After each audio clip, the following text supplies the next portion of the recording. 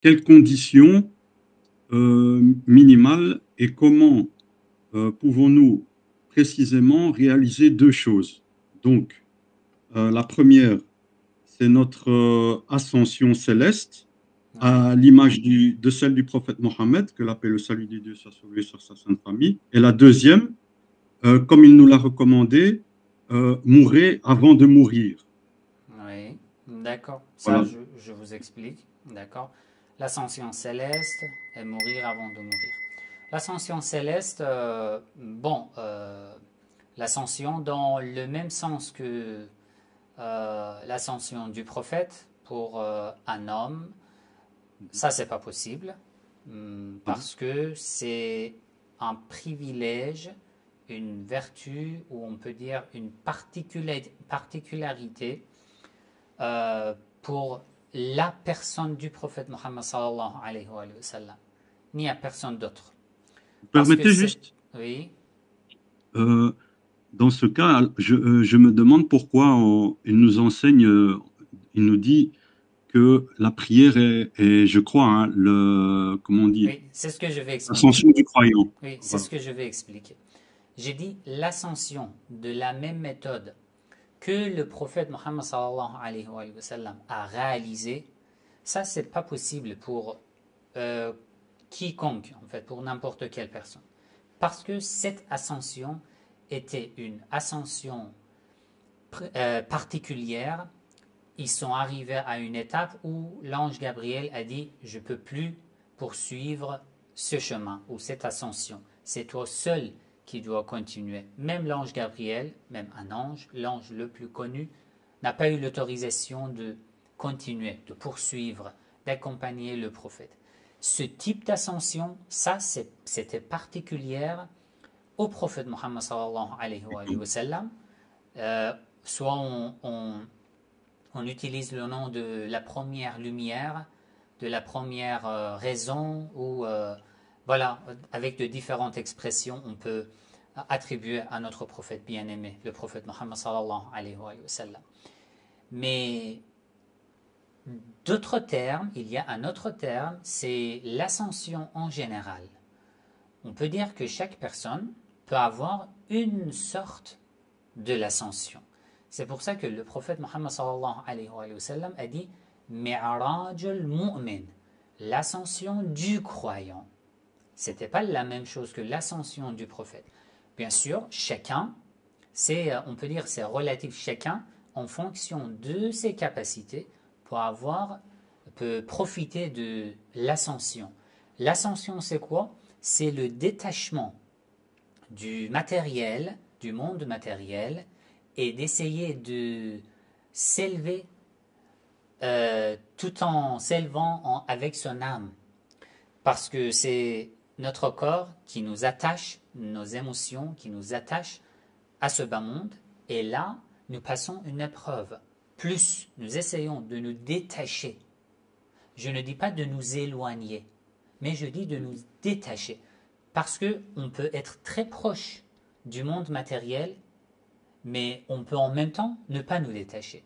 Je peux être en même temps riche, avoir beaucoup d'argent, gagner beaucoup d'argent, mais en même temps ne pas m'attacher à mon argent. D'accord? Donc, se détacher du monde et des fioritures de ce bas monde ne veut pas dire quitter le monde. Par contre, vivre au sein du monde matériel et essayer de ne pas se détacher. C'est ça qui est C'est difficile. directement lié à l'abandon des vices intérieurs de l'âme. Voilà. C'est ça qui est important. Par exemple, je donne l'exemple de deux personnes. Une personne qui vit dans un village là où il n'y a pas beaucoup de monde, il n'y a qu'une famille, deux familles.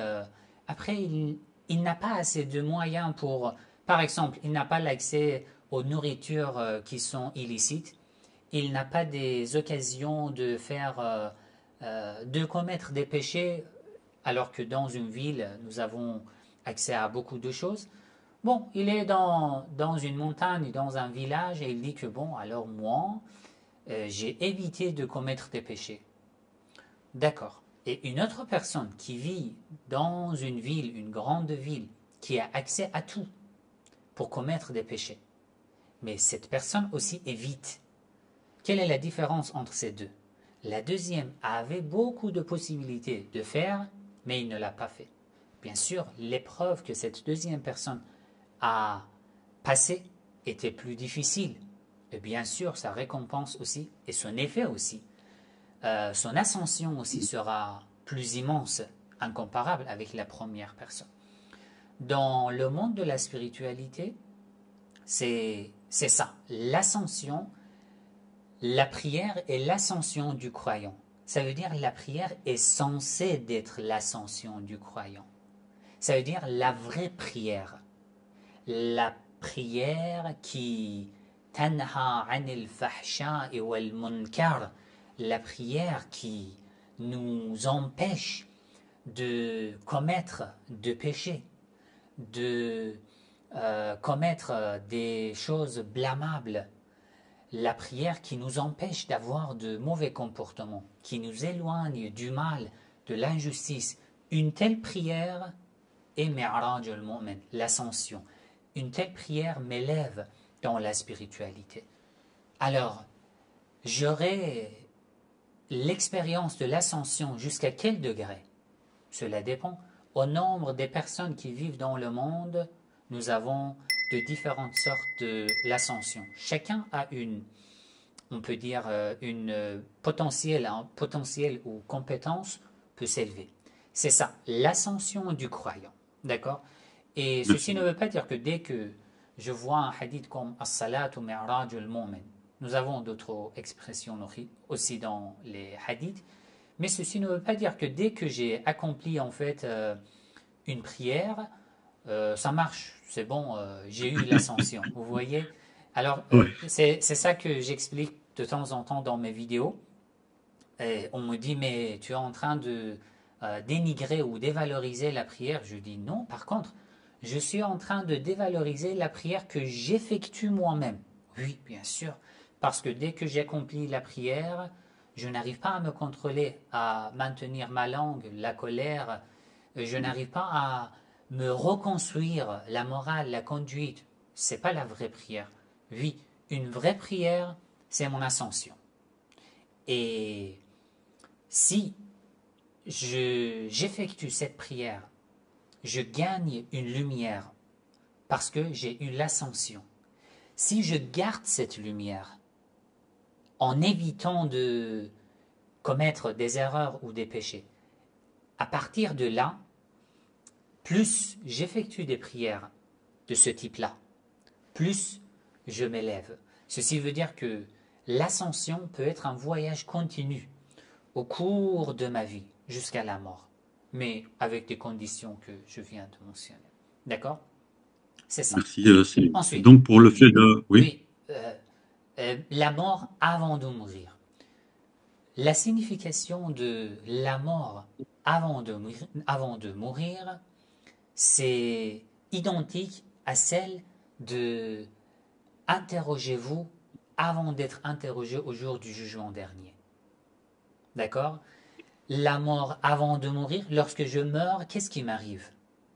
La première chose que je vais voir après la mort, c'est l'interrogation.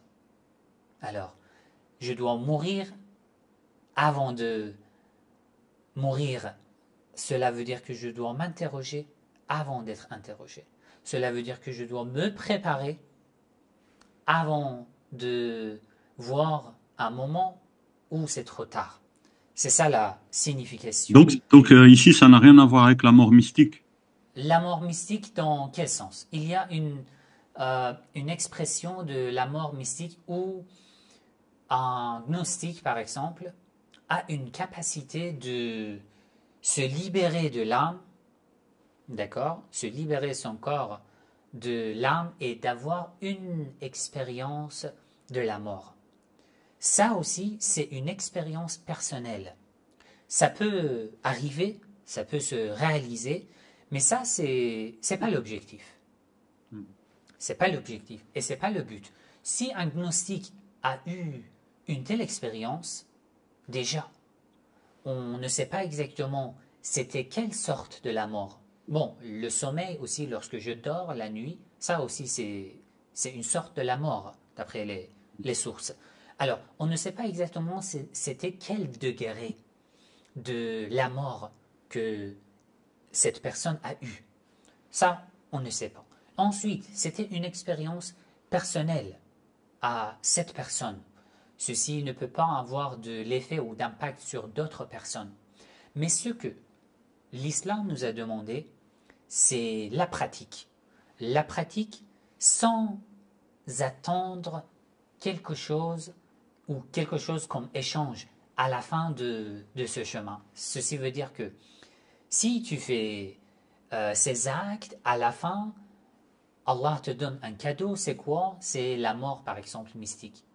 Aucun gnostique n'était pas à la recherche, n'était à la recherche de ce genre de choses. Parce que, d'après la parole de l'imam al-Hussein, alayhi salam, il y a plusieurs types d'adoration et d'adorateurs. Il y a des adorateurs qui adorent Allah de peur de son châtiment. Il y a des adorateurs qui adorent Allah parce qu'ils désirent la récompense d'Allah. Et l'imam Hussein alayhi salam, il dit, c'est l'adoration des commerçants. Parce que tu adores Allah, tu fais beaucoup de choses dans la spiritualité parce que tu attends quelque chose. Tu attends recevoir quelque chose. L'imam alayhi salam dit ça, c'est l'adoration des commerçants. C'est comme si tu es en train de faire quelque chose pour gagner quelque chose.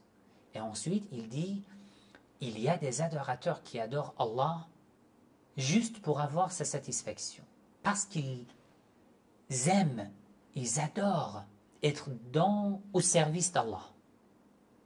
Ensuite, il dit, c'est ça, la vraie adoration. Voilà. Donc, ce que l'islam nous a demandé, c'est ça.